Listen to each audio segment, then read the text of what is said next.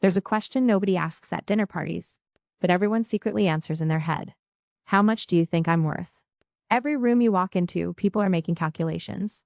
They're looking at your shoes, your watch, your car in the parking lot. They're estimating your salary, your savings, the invisible number that determines how much respect you get. We live inside the silent appraisal system every single day, and most of us are desperate to score higher. We want people to look at us and think, that person has made it. But the people who actually have made it, they figured out something counterintuitive.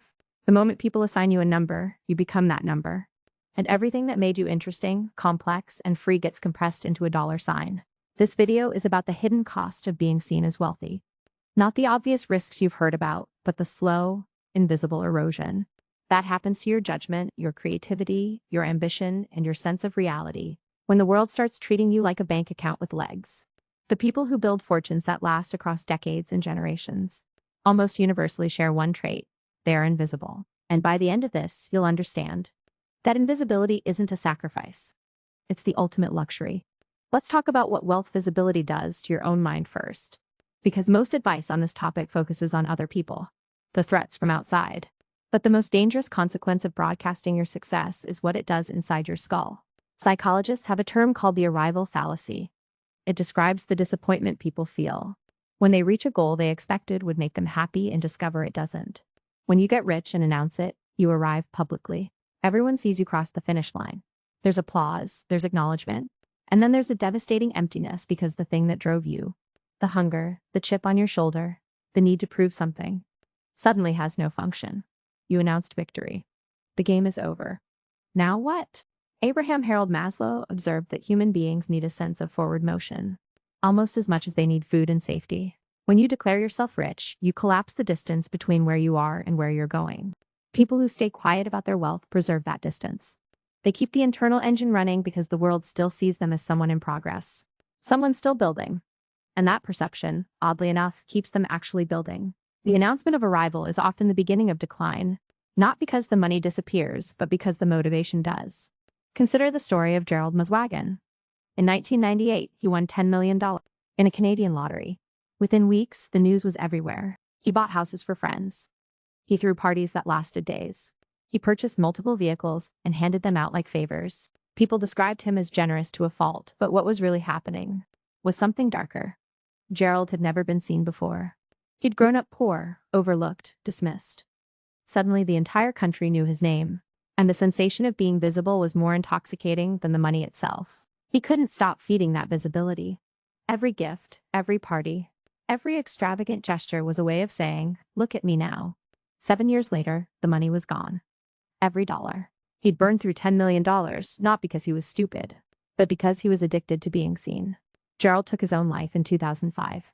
The money gave him a spotlight, and the spotlight consumed everything. Then there's the story of Ronald Reed, a janitor and gas station attendant in Vermont who died in 2014 at the age of 92. When his estate was settled, his neighbors and even close friends were stunned to learn he'd accumulated $8 million. He'd done it slowly, methodically, investing in blue-chip stocks over decades, living in the same modest house, wearing the same flannel shirts, driving the same used car. Nobody knew. Nobody treated him differently. Nobody asked him for anything. He left millions to his local library and hospital. Ronald Reed had something Gerald Muswagon never got the chance to develop. He had decades of undisturbed peace. Decades where his money worked silently in the background while he lived a life entirely on his own terms. That peace wasn't accidental. It was the direct result of nobody knowing what he had. Here's an angle most people miss entirely. Visible wealth doesn't just attract people who want your money. It attracts people who want to sell you things. The moment your financial success becomes apparent, you enter a different marketplace. Financial advisors appear with complex products that generate fees for them, regardless of whether they grow your wealth. Real estate agents show you properties at the top of your range rather than the middle. Luxury brands target you with experiences designed to make you feel that spending is a form of self-expression. Car dealerships, private clubs, premium credit cards, concierge services, all of these industries exist specifically to help wealthy people part with their money in ways that feel sophisticated rather than wasteful. When nobody knows you're rich, none of these forces act on you. You browse the same market as everyone else.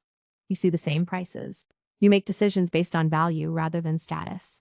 The invisible wealthy person pays less for almost everything, not because they're cheap, but because they're not swimming in an economy designed to extract maximum revenue from people who've been identified as high net worth. There's a cultural dimension to this that's worth examining. In many Scandinavian countries, there's a social code called janteloven, which roughly translates to you're not to think you are anything special. Flaunting wealth in Norway or Denmark isn't just considered bad taste. It's a social violation that can lead to genuine ostracism. And these countries consistently rank among the happiest in the world. Meanwhile, in cultures where wealth display is encouraged and celebrated, you see higher rates of consumer debt, status anxiety, and financial fragility. People spend beyond their means to project an image, and the gap between appearance and reality becomes a source of chronic stress. The lesson isn't that one culture is better than another.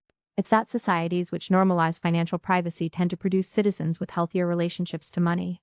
When you practice stealth wealth, you're essentially importing that cultural norm into your own life regardless of where you live. Now let's talk about something uncomfortable: the way visible wealth warps your ability to take risks. Building significant wealth almost always requires calculated risk. Starting a business, making investments, changing careers, pursuing unconventional strategies. These moves require a tolerance for failure and the freedom to fail privately. When everyone knows you're wealthy, failure becomes public. If your business venture doesn't work out, everyone watches. If your investment loses value, people notice your lifestyle contracting. The social cost of failure multiplies dramatically when your success was public knowledge. This creates a paradox. The visibility that was supposed to validate your success actually makes you more conservative, more afraid of losing what you've shown the world you have. You stop taking the risks that built your wealth in the first place because the downside now includes humiliation. Quietly wealthy people can fail freely. They can invest in something unconventional and lose money without anyone knowing. They can start a business that doesn't work and simply move on without the narrative of a public fall from grace. Their mistakes are private, which means their mistakes are cheap in terms of social capital. And because failure is cheap, they keep swinging. They keep taking smart risks. They keep building. There's also what I call the generosity trap. Most people assume that knowing someone is wealthy would make it easier to have an honest relationship with them. The opposite is true. When people know you have money, they lose the ability to be genuine around you. They laugh harder at your jokes. They agree with your opinions more readily. They tolerate behavior from you they'd never accept from someone without resources. You might think this sounds pleasant, and for a while it is. But over months and years, you realize something horrifying. You have no idea whether anyone around you is being real. Your sense of social reality, the feedback system that tells you whether you're being kind or cruel, funny or boring, reasonable or ridiculous, becomes completely unreliable. You lose the ability to accurately read the room because the room has been rearranged to accommodate you. Wealthy people who've experienced this describe a specific kind of loneliness. Not the loneliness of being alone, but the loneliness of being surrounded by people who've all adjusted their behavior to match what they think you want to hear. It's like living in a funhouse mirror where every reflection is slightly distorted in your favor. People who keep their wealth hidden get honest feedback. They get told they're wrong. They get pushed back on. They get treated like regular humans, which is precisely what they are. Something else happens when you go quiet about money. You develop patience that loud people never build. When you're not performing wealth for an audience, you don't need quick wins. You don't need the flashy investment that impresses people at parties. You don't need to buy the thing that photographs well. Your timeline extends because you're not managing anyone's expectations but your own. Warren Buffett lived in the same house in Omaha for over 60 years. A house he bought for $31,500 in 1958. He could have owned anything, anywhere. Instead, he chose to live modestly and invest with a patience that most people find genuinely incomprehensible. That patience is directly connected to his relative invisibility. During the decades when his wealth was compounding most aggressively, he wasn't managing a public image. He was managing a portfolio. And the portfolio won. If you're building wealth right now, here's what this means practically. Resist the urge to upgrade visibly. When your income grows, the pressure to display that growth is enormous. New car, bigger house, better clothes, more expensive restaurants. Each upgrade is a signal, and each signal changes how people interact with you. Instead, upgrade invisibly. Better health insurance, a larger emergency fund, index funds that compound while you sleep. These improvements don't photograph well, but they provide security that no luxury purchase can match. Create distance between earning and spending. When money comes in, let it sit. Don't make purchasing decisions from a place of excitement or validation. Give yourself 30 days before any significant purchase. You'll find that most of the things you wanted to buy in the moment of financial excitement lose their appeal when the emotion fades. What remains are the purchases that actually serve your life rather than your image. Be especially careful about what you share digitally. Every post, every photo, every check-in creates a permanent record of your financial behavior. Future employers, future partners, future adversaries in legal disputes can all access this information. The internet has a perfect memory, and the image you project today will follow you in ways you can't predict. Single photo of an expensive vacation can change how a judge views your finances in a custody dispute years later. A series of luxury purchases documented online can undermine your position in a business negotiation. The digital footprint of visible wealth has consequences that extend far beyond social perception. Build a financial life that doesn't depend on anyone's knowledge or approval. Your investment should be boring to describe. Your savings rate should be invisible.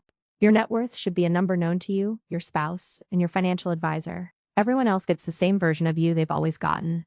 A person who works, who lives modestly, who doesn't seem to be struggling, but also doesn't seem to be swimming in excess. That version of you is protected. That version of you is free, in ways that the publicly wealthy version never can be. Here's what it comes down to. Money is a tool. It buys time, security, options, and freedom. But the moment money becomes your identity, it stops being a tool and becomes a cage. People see the cage from outside and think it looks like a palace. But the person inside knows the truth. They can't move without being watched. They can't fail without being judged. They can't form relationships without wondering about motives. They can't even enjoy their success because enjoyment has been replaced by maintenance. The maintenance of an image, a lifestyle, a reputation that demands constant feeding. Staying quiet about your wealth isn't about deception. It's about protection. Protecting your peace, your relationships, your judgment, your ambition, and your ability to see the world clearly. The loudest displays of success are almost always compensating for something. Real confidence doesn't need an audience. Real wealth doesn't need a witness. The person who tells everyone they're rich is performing. The person who tells no one is living. When you build something meaningful, when the numbers finally reach the territory you've been working toward, you'll feel the pull to share it. That pull is strong and it feels earned, but the wisest move you'll ever make with money has nothing to do with investing, or saving or spending. It's learning to keep your mouth shut and letting your freedom speak for itself. The quiet ones aren't hiding. They're the only ones who are actually free.